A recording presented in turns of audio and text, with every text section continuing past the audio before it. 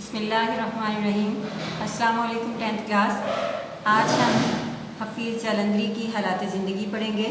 हफ़ीज़ जालंधरी एक कादिरुल कलाम शायर थे। उन्होंने एक शोहरत दवाम पाई है। हालात ज़िंदगी से पहले मैं आपको उनके चंद अशार आपके गोशगुजार करूँगी।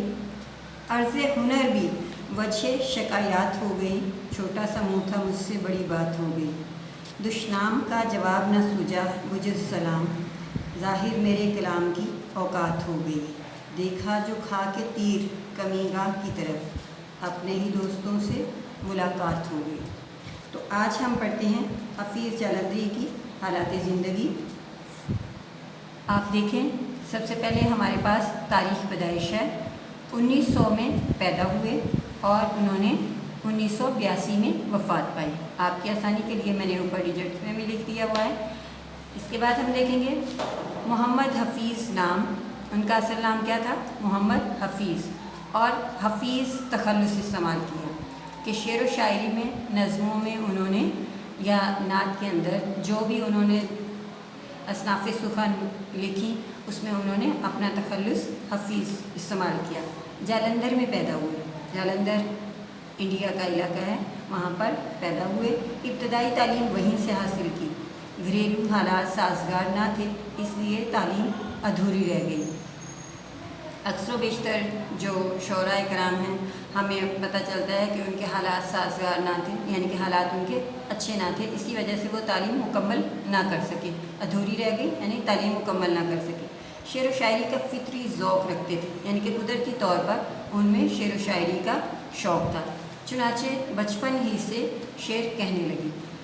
मौलाना ग़ुलाम क़ादिर गिरामी की शागिर्दी इख्तियार की। उन्होंने शेर शायरी में किसकी शागिर्दी इख्तियार की? मौलाना ग़ुलाम क़ादिर गिरामी की शागिर्दी इख्तियार की। मुख्तलिफ़ अदबी रसाइल में लिखते रहे। मुशायरों ने उन्हें शोहरत दी। मुशायरे कहा जाता है शेर व शायरी की महफ़िलों को। मुख्तलिफ़ सरकारी महकमों से वाबस्ता रहे। 1947 में पाकिस्तान चले आए। जब पाकिस्तान बना 1947 में, तो वो पाकिस्तान आ गए। 1982 में लाहौर में वफ़ात पाई।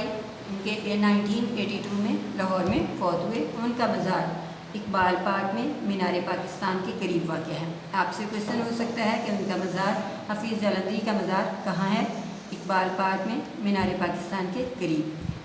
ज़ुबान की सफ़ाई और सादगी, सोज़ोगदास, मौसीक़ियत उनके कलाम की नुमायाँ खूबियाँ हैं। आपसे पूछा जा सकता है कि हफ़ीज़ जालंधरी के कलाम की नुमायाँ खूबियाँ कौन सी हैं? ज़ुबान की सफ़ाई और सादगी, सोज़ोगदास और मौसीक़ियत उनके कलाम की नुमायाँ खूबियाँ हैं। पाकिस्तान का कौमी तराना उनकी एक बाइसे फ़ख्र तख्लीक़ है। कौन सी तख्लीक़ है? बाइसे फ़ख्र तख्लीक़। आपसे सवाल पूछा जा सकता है कि हफ़ीज़ जालंधरी की बाइसे फ़ख्र तख्लीक़ क्या है? तो आप जवाब देंगे कौमी तराना उनकी बाइसे फ़ख्र तख्लीक़ है, जिस पर फ़ख्र किया जा सके। उन्होंने दीगर बहुत सी कौमी नज़में भी लिखी हैं। हफ़ीज़ जालंधरी एक कादिरुल कलाम शायर थे, यानी कि उन्हें अपने कलाम पर मुकम्मल अबूर हासिल होता था।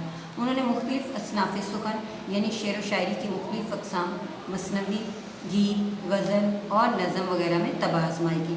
यहाँ आपको बताती चलूँ कि मसनवी किसे कहा जाता है? मसनवी का लफ्ज़ मसनी से मुश्तक़ है, जिसके मानी हैं दो या दो किया गया वगैरह।